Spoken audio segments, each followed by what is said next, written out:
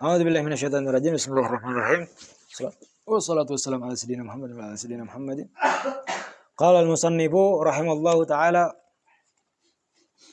ila angal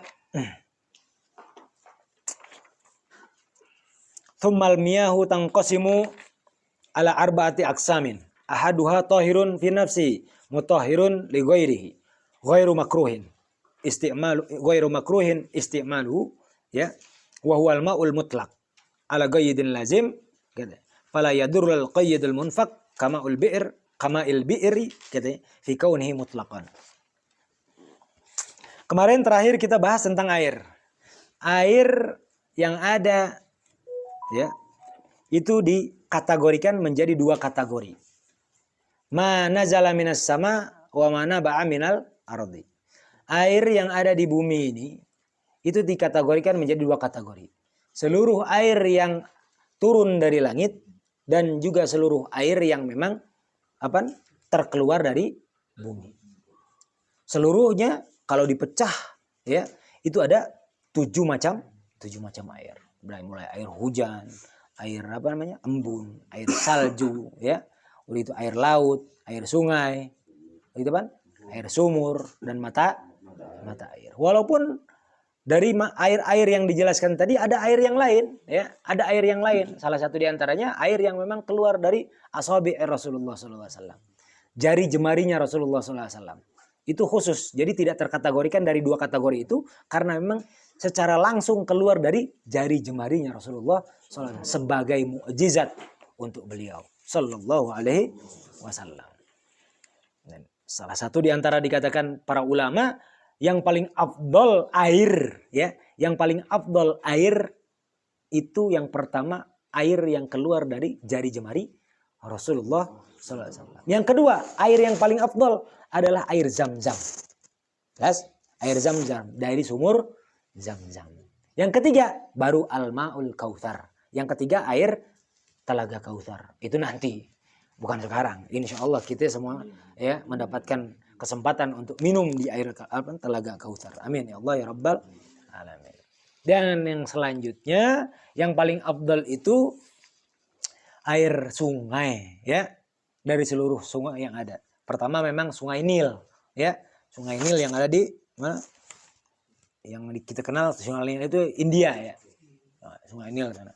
Lalu sebagian semuanya sungai-sungai yang ada. Jelas di sini. Dari seluruh air yang ada, dikatakan dari seluruh yang ada. Dikatakan di dalam kitab ini, tsummal miyahu, sekarang itu kan? Ya.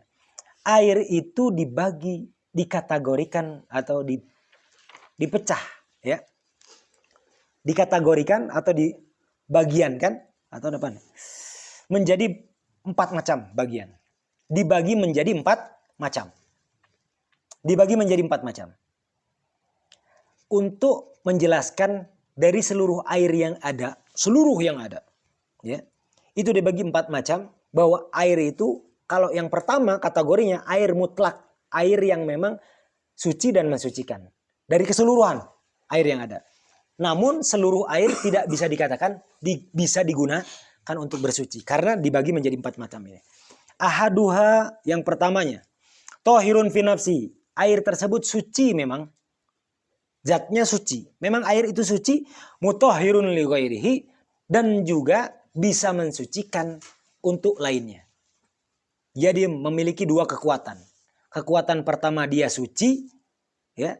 Kekuatan kedua dia bisa mensucikan yang lain.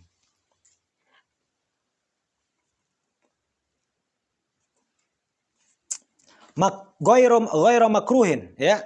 Dan tidak dikategorikan makruh isti'maluhu, untuk menggunakannya, ya. Jadi ghairu makruhin istimali, ya kan? Tidak makruh untuk digunakan. Wa huwal ma'ul mutlaq, yang dinamakan kategori tersebut yaitu air mutlak. An gaidin lazim, dari ikatan yang selalu melekat. Fala yaduru al-ghayyidul munfaq, maka tidak dikategorikan akan dapat merusak air tersebut apabila memiliki ikatan yang bisa terlepas. Kama'il bi'ri, seperti contoh air sumur. Fi kaunihi mutlaqan, untuk menegaskan bahwa air sumur itu adalah air mutlak. Begini maksudnya. Pertama, air itu dibagi menjadi 4 bagian. Bagian pertama dikatakan air mutlak. Ini akhirnya. Air mutlak itu apa? Air mutlak adalah air yang tidak memiliki keterikatan dengan suatu nama yang terus melekat dengan si air tersebut. Jadi tidak ada ikatan yang selalu mengikuti air tersebut. Seperti contoh air susu. Air susu, maka keterikatan nama susu dengan air tersebut itu akan selamanya terikat dengan air tadi. Jelas? Maka air susu tidak bisa dikatakan air yang bisa digunakan untuk bersuci. Kenapa? Karena memiliki keterikatan yang selalu melekat pada air tersebut. Air kopi, air teh, air kelapa, air apapun yang memiliki ikatan yang tidak bisa dilepas dari si air tadi, maka itu dinyatakan air yang tidak bisa digunakan untuk bersuci. Tapi ada keterikatan air, nama air yang terikat dengan si air tersebut, namun bisa terlepas sewaktu-waktu. Contoh apa? Air sungai. Air itu memiliki ikatan, memiliki nama, memiliki sifat lah kalau dibilang. Air sungai, air sumur, air laut, air apa lagi? Ya, mata air memiliki ikatan. Namun ikatan tersebut bisa terlepas sewaktu-waktu. Contoh air sumur yang tadinya dari sumur masuk ke ember, masuk ke botol. Ditanya air apa? Bukan air sumur lagi, air botol, ya kan? Air ember, air di ember, air dan lain sebagainya. Memiliki keterikatan namun bisa terlepas sewaktu-waktu. Jelas ya? Atau mungkin misalkan apa namanya? Air tadi sumur, air apa? Air bambu. Air bambu, ya kan? Air bambu kan biasanya dari hujan tuh. Air bambu, air resapan bambu tuh. Nah itu, air itu bisa terlepas sewaktu-waktu. Paham? Kecuali air kelapa kan nggak bisa terlepas. Ya kan? Kalau air bambu bisa terlepas karena memang memiliki sifat air. Nah, ngomongin sifat air ini kalau dibilang definisinya apa? Air itu adalah jauharun latifun, syafafun, yatalawwanu bilawilin. Air itu adalah suatu jauhar. Ya, jauhar ini apa namanya? Zat yang sangat lembut. Ya, air adalah zat yang sangat lembut. Dia memiliki warna bening, mengikuti warna wadahnya. Walaupun dalam sisi warna ada ikhtilaf antara ulama. Selama ini kita tahu ini air warnanya mengikuti warna gelasnya. Gelas berwarna bening, air pun bening. Berarti kita tahu air ketika masuk ke warna putih jadi putih. Berarti air itu warnanya bening. Yatalawanu bilawinil ina dikatakan. Tapi warna aslinya air itu apa? Sebagian ulama mengatakan warna air ya syafaf. Syafafun yaitu transparan, bening. Jadi jangan salahin kalau ngomongin minta air bening. Jangan salah. Ya kan? Karena memang betul air bening. Kita melihatnya bening. Tapi jangan salahkan juga kita selalu menyebutnya air putih. Kenapa? Karena memang warnanya putih. Di mana putihnya? Putih kan jelas warnanya ini putih. Ini bukan putih. Coba lihat kalau dia sedang dituangkan. Ada berwarna. Paham? Putihnya itu kelihatan. Lebih jelasnya lagi kalau semua si air dibekukan. Ya kan? Di es biasanya terlihat es berwarna putih. Maka dikatakan air putih itu nggak salah. Jadi jangan salahin orang. Ya. Bahkan yang lebih ekstrimnya lagi air warnanya hitam. Ya, para ulama yang menyebutkan apa? Air warnanya hitam. Walaupun dijawab para ulama lain itu kan min babil taglib katanya. Ini hanya penyesuaian untuk kedua macam yang dijadikan satu. Taglib itu begitu. Penyesuaian untuk sebutan untuk kedua macam yang dijadikan satu. Dijadikan aswadain. Maka warna air itu hitam. Tapi bisa kita iyakan juga kalau dilogikakan ketika kita melihat air yang ada di langit sana. Awan yang ingin turun hujan itu warnanya apa awan? Awan yang akan menurunkan hujan warnanya hitam. Maka kita pun akan menyebut air itu warnanya hitam. Kurang lebih begitu ya. Jadi air warnanya apa? Air warnanya bening. Tapi bisa juga disebut putih. Bisa juga disebut hitam. Kurang lebih kita tidak membahas tentang warnanya.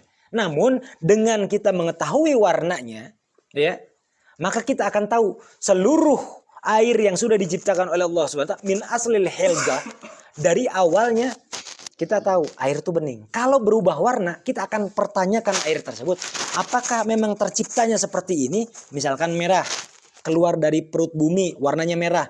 Oh, ini berarti air juga. Tapi ini bukan air yang sebagaimana mestinya. Namun ini pun air yang bisa digunakan untuk bersuci. Paham? Karena min aslil helga. Jelas di sini. Nah, dikatakan di sini ghairu makruh. Digunakan tidak makruh. Untuk bersuci boleh, untuk minum boleh, ya. Untuk apa lagi? Mandi boleh, untuk apapun dilakukan boleh. Ini air thahirun mutahhir atau air mutlak. Kenapa kok dikatakan air mutlak? Ya sebenarnya sih air mutlak ini, tambahan mutlak ini untuk menegaskan bahwa ini air sudah. Nggak usah dikasih embel-embel lain. Makanya dikasih ketentuan mutlak, ini air. Paham? Tadi kalau dibilang tidak makruh untuk digunakan, ada yang digunakannya thahirun mutahhirun makruh. Ada air yang memang thahir mutahhir tapi makruh untuk digunakan. Istimaluhu fil badan la fi thawb. Untuk digunakan di badan kita. Kalau untuk di baju enggak makruh. Paham? Jadi ada air suci mensucikan namun makruh untuk digunakan. Apa? Wahwal ma'ul musyammas, yaitu yang dinamakan air musyammas. Kalau namanya air musyammas, tapi kalau kita ketahui air musyammas itu air yang terkontaminasi atau terpapar sinar mata, baik itu tertutup atau terbuka. Yang terbuka lebih makruh lagi, ya, lebih ketara makruhnya. Ya, tapi sama, baik itu tertutup atau terbuka, air yang sudah terpapar sinar matahari itu makruh untuk digunakan bersuci atau minum, ataupun hanya sekedar cuci muka, bukan hanya untuk wudhu dan mandi. Pokoknya air yang sudah terpapar sinar matahari makruh digunakan di badan kita. Kalau untuk cuci baju bagaimana? Silahkan. Cuci mobil, cuci motor, silahkan. Cuci apaan? Tembok, cuci apapun itu. Yang penting bukan untuk badan. Nggak jadi masalah. Paham? Air yang terpapar sinar matahari. Dan ini pun dikatakan ay al-musakhkhanu bi ta'thiri syams fihi. Yang dimaksud air yang terpapar sinar matahari, yang air tersebut menjadi hangat atau panas karena sengatan matahari. Jadi bukan baru kena sinar matahari terus makruh dipakai. Enggak. Kalau itu dalam kondisi panas atau dalam kondisi hangat digunakan berwudu atau cuci muka atau apapun itu. Jadi air terpapar sinar matahari, kondisi air tersebut panas atau hangat, maka makruh untuk digunakan. Jelas? Jelas ya? Jadi kondisi pertama syaratnya harus dalam kondisi panas. Jelas ya? Terus katanya wa inna ma yukrahu syar'an, dan sesungguhnya dikatakan makruh itu secara syariat bigutri harin.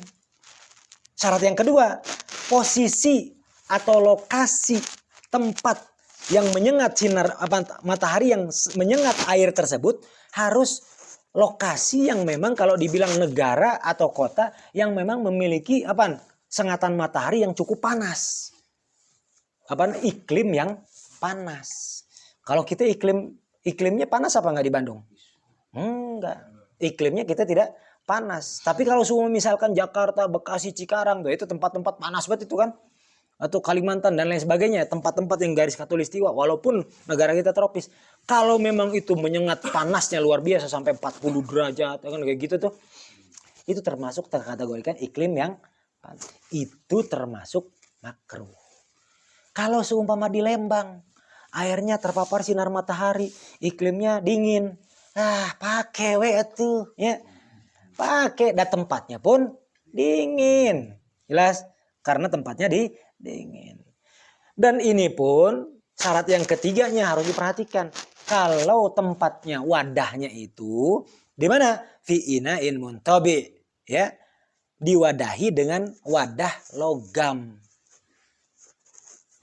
Stainless, perunggu, ya, tembaga, aluminium, ya kan, dan lain sebagainya. Itu semua, pokoknya yang memang diwadahi dengan wadah-wadah bukan tembaga, logam, itu baru makruh.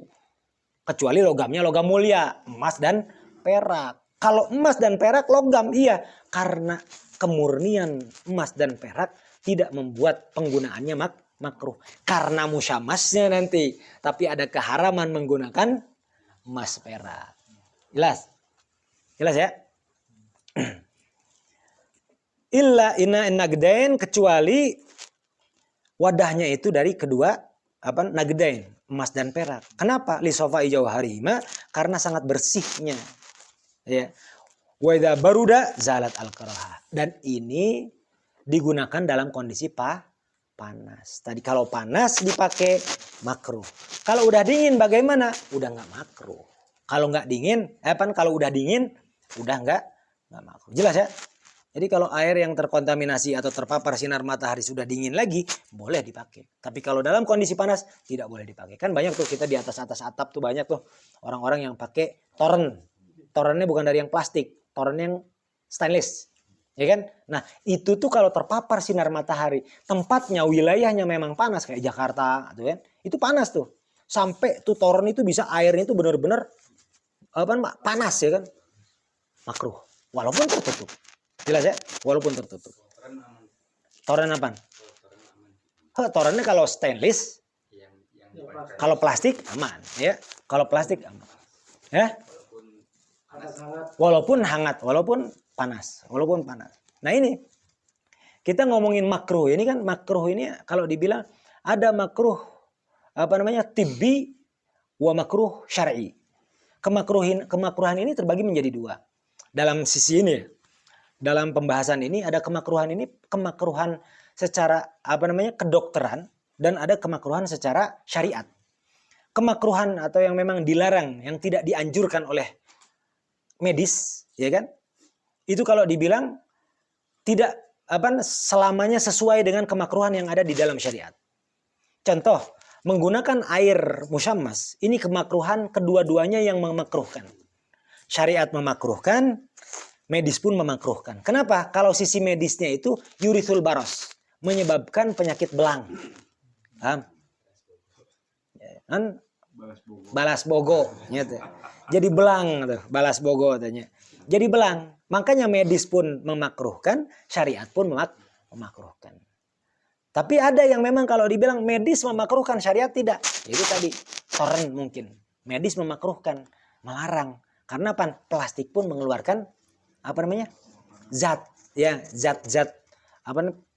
plastiknya tuh yang memang yang timbul ketika air itu terpanaskan di plastik tadi. Nah itu. Terus dilanjut lagi. Mana tadi? Wahtaron Nawawi. Namun Imam Nawawi menyatakan adamul karoha. Imam Nawawi sih bilang ma'ul musyammas enggak makruh. Maka tinggal nanti kita perhatikan. Kalau memang betul-betul menjadikan itu penyakit bagi kita, maka tinggalkan. Jangan kita gunakan. Wa yukrahu aidan syadidu sukhunah wal burudah. Dan begitu juga kalau seumpama bukan karena terpapar sinar matahari, air yang terlalu panas pun makruh untuk digunakan.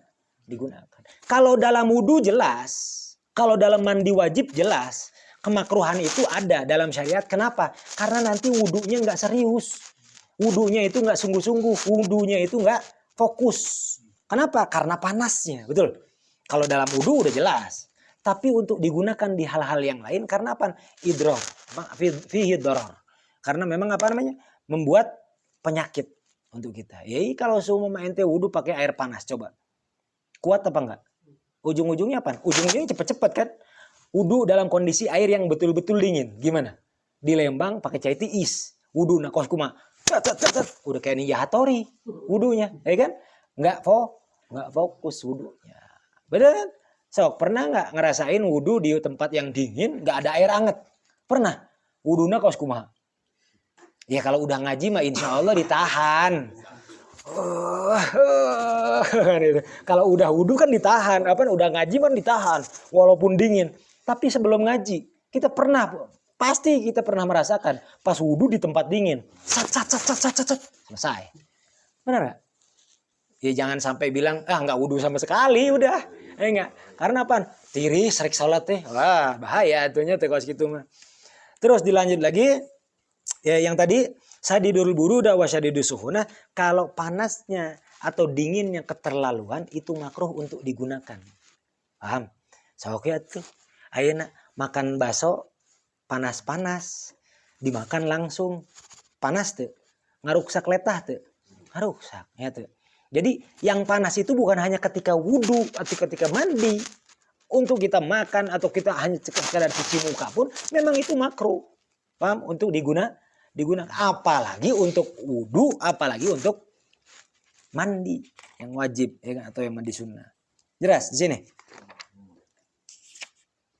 Jelas nggak? Alhamdulillah jelas ya. Wagis musalis.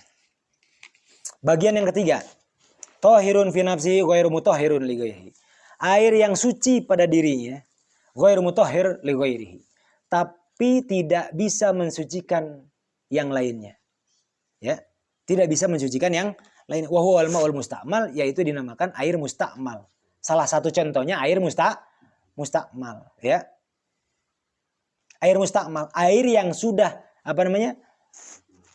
digunakan untuk bersuci. Firofil hadasi, untuk mengangkat hadas. Awizalatin najas, ataupun untuk menghilangkan najis. In lam yataghayyar, kalau tidak berubah warnanya, baunya, rasanya. Walam yazid waznuhu, dan juga tidak ada tambahan dari takarannya. Ba'da infisali amma kana ba'dal itibar mayashribahu, dari sesuatu yang memang sudah terserap dari al-maghsul, barang yang dicuci atau anggota tubuh yang dicuci, minal ma'i, dari air tersebut. Begini. Air yang kedua, air yang ketiga adalah air yang mustakmal atau air yang sudah digunakan untuk bersuci, baik hadas ataupun najis. Kalau yang hadas jelas, air yang sudah digunakan untuk mengangkat hadasnya ketika wudhu atau ketika mandi, maka air sisaannya tadi dikatakan tidak bisa lagi digunakan untuk bersuci. Paham? Kecuali airnya banyak, 2 kulah. Paham? Kalau airnya sedikit, dipakai 1 ember, dipakai mandi di situ-situ aja, itu nggak bisa digunakan lagi. Ya, sudah tidak bisa digunakan lagi nih. Tapi ada yang kedua, izalatin najas, untuk membersihkan atau mensucikan najis. Nah, ini termasuk dikategorikan hukum ghosalah. Hukum ketika kita mencuci pakaian, paham? Ataupun badan. Kalau badan ada najis, najisnya sudah tidak terlihat, tidak ada najisnya sudah, baik baunya, baik rasanya, udah gitu baik jenisnya, jirimnya, ya, ain kelihatan secara terlihat, udah nggak ada sama sekali, tapi saya tahu ini najis, paham? Ketika kita cuci, sisanya itu bukan mutanajis tapi mustakmal, paham? Karena najisnya yang dibersihkan adalah najis hukmiyah. Kalau najisnya ainiyah, barulah sisanya mutanajis. Paham nggak? Nah, ini terjadi kepada pakaian yang seringkali diabaikan. Nyuci pakaian. Itu kalau ada pakaian kita yang najis, lalu tercampur dengan pakaian yang suci, dan kita nggak tahu yang mana yang najis, ya, yang mana yang suci. Kita nggak bisa memastikan yang suci yang mana, yang najis yang mana. Dan bisa juga banyak yang najis. Atau bisa jadi semuanya ada najis. Bagaimana cara mensucikannya? Pertama, mensucikannya, jangan biarkan air yang didatangi, tapi harus air yang mendatangi. Ya, jadi jangan sampai air sudah ada di ember, lalu pakaian kita masukkan. Kenapa? Karena nanti akan membuat seluruhnya menjadi najis. Jelas? Nah, tapi bagaimana caranya? Caranya kalaupun, ini kita ngomongin kalaupun mau di dalam ember, maka pakaian terlebih dahulu air yang dituangkan. Jelas di situ. Itu pun air yang sudah termasuk atau kita guyurkan ke dalam pakaian tadi, itu najis ainnya sudah tidak ada. Najis ainnya sudah tidak ada. Karena kalau ternyata apa yang diresap, apa yang diserap oleh pakaian tadi, ternyata ada lebihnya, maka kelebihannya itu adalah ain najis. Kalau tidak ada lebihnya, maka air tersebut suci. Cucian tadi dinyatakan suci kalau tidak melebihi takaran yang awalnya. Paham? Jadi kalau semua punya pakaian, contoh, Ana langsung contoh. Ini ada najis kena kencing misalkan.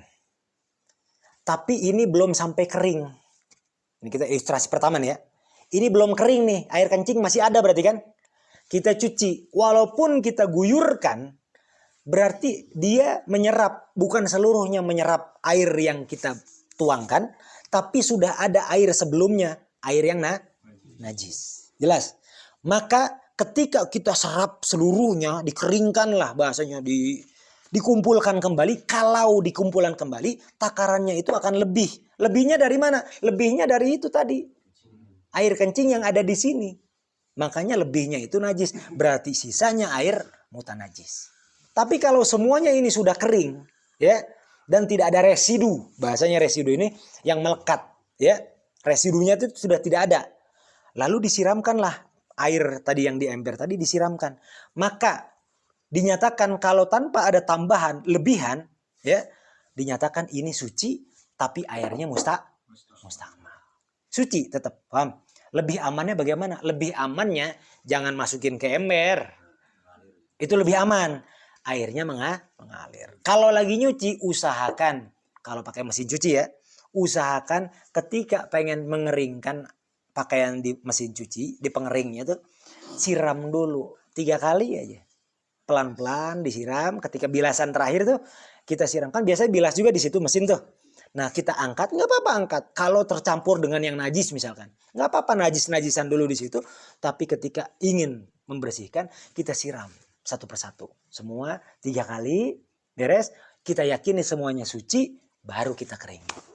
Aman tuh, pakaian kita suci. Nah ini untuk mensucikan pakaian aja kita harus pahami betul. Ya, karena dikatakan kalau ada kelebihan dari yang terserap pakaian tadi, maka dinyatakan itu najis. Kalau ada lebih, ilustrasinya yang tadi yang pertama. Jelas di sini? Jelas ya. Jadi air musta'mal itu apa? Ma'ada malabudda minhu. Air musta'mal itu air yang telah digunakan untuk bersuci, baik untuk hadas ataupun najis. Najis yang hukumnya. Oke? Sisa air yang sudah digunakan, maka tidak bisa lagi digunakan untuk mengangkat hadas. Tidak bisa lagi digunakan untuk membersihkan najis. Jelas di situ? Tapi, kita ngomongin tapi, kan biasanya fikih ada tapinya. Bisa, ya, ada tipsnya. Kalau kita memang punya air segitu-gitunya, ya, bisa kita akali dengan cara apa? Dengan cara menambahkan sampai 2 kulah atau digabungkan dengan air yang 2 air yang tadi mustakmal berubah kembali menjadi mutlak, ya. Kembali menjadi mutlak. Suci mensucikan. Sesimpel itu. Jadi misalnya kita punya air di ember dan kita ngambil air memang ke musola atau ambil air di balong misalkan di kolam, kita ambil ke rumah. Habis kita pakai lalu ternyata terjatuhi air yang mustakmal. Simple, ya kan? Kalau air itu sudah ternyata mustakmal, kita jangan lanjutkan untuk bersuci. Tapi bagaimana? Kita kembali lagi ke kolam untuk kita tuangkan, kita ambil baru ke kamar mandi lagi untuk menggunakan air yang baru tadi, yang mutlak tadi. Paham ya? Itu kurang lebih caranya. Wallahu a'lam bishawab. Ini musta'mal ana bakal ulang ya. Karena musta'mal ini kita harus pahami ketika wudunya. Wudunya kita harus pahami ketika wudu kita kucurkan air ya. Itu kalau selama air bisa dibulak-balik ya, terus dibulak-balik itu air belum musta'mal. Misalkan air begini, set, sulapnya tuh. Nggak jatuh-jatuh nih air, ya nggak netes-netes. Ini air belum mustakmal. Karena contoh begini, air untuk mandi misalkan sebelah kanan saya pakai hanya 1 gelas ini, sebelah kanan harus kena basuhan semuanya. Basuhan. Siram, set, bulak-baliknya tuh. Nggak tahu gimana caranya. Hanya ada 1 cara. Air tadi kena lap, ya. Siraman ke lap, waslap tuh. Lap itu kan basah tuh, tapi tetesan ya. Agar apa? Aliran tadi itu yang mengatakan bahwa itu adalah gusul. Bulak-balik semuanya, dibulak-balik, dilap semuanya, tapi ini ngalir. Kalau diperas, air mengalir, air yang banyak. Jadi jangan diperas dulu. Ya. Langsung bukan demek ya. Jadi harus benar-benar ada airnya. Bulak-balik nih. Si air bulak-balik semuanya sampai kelar, ya kan? Boleh apa enggak? Boleh. Karena seluruhnya belum dikatakan mustakmal selama itu belum terpisah dari tubuhnya. Paham? Nanti baru misalkan wudu nih pakai lap biar irit misalkan, siram lap anduk kecil tuh disiram, wudu misalkan di sini atau di mukanya dulu, seluruhnya biar kena semua, beres sudah selesai baru lepas, ya enggak? Baru tuh hitungan tetap satu, ya kan? Tapi ini sisanya mustakmal nih karena udah terlepas, paham? Nanti tangan pun sama, udah baru lagi ini pakai ini untuk tata cara mewudui orang yang sedang sakit. Nah, ini kita harus belajar tata cara mewudui untuk orang yang lagi sakit. Wallahu a'lam bishawab. Mudah-mudahan apa yang kita pelajari malam hari ini bermanfaat dunia akhirat. Walaupun sangat singkat, tapi kita berdoa dan berharap pahala yang kita dapatkan di malam hari ini Allah berikan juga untuk orang tua kita, guru-guru kita, semuanya, orang-orang yang kita cintai, dan lebih agar lebih sempurna kita baca doa majelis bersama-sama. Rabbana anfa'na bima 'allamtana, Rabbi 'allimna alladhi yanfa'una, Rabbi faqqihna wa faqqih ahlana. ما أهل القدر أنثى وذكر رب وفقنا ووفقهم لما ترتضي قولا وفعلا كرما وارزق كل حلالا دائما وأخلا أزكياء علما نهضى بالخير ونقضى كل شر ربنا واصلح لنا كل شؤون وأقر بالرضا منك العيون واقض عنا ربنا كل الديون قبل أن تأتينا رسل المنون واغفر واستر أنت أكرم من ستر وصلاة الله تغشى المصطفى من إلى الحق دعانا والوفاء بكتاب فيه للناس الشفاء وعلى الآل كراما شرفا وعلى الصحب مصابيح الغرر اللهم اهدنا بهداك واجعلنا ممن يسارع في رضاك ولا تولنا وليا سواك ولا تجعلنا ممن خالف أمرك وعصاك حسبنا الله ونعم الوكيل نعم المولى ونعم النصير ولا حول ولا قوة إلا بالله العلي العظيم. سر الفاتحة.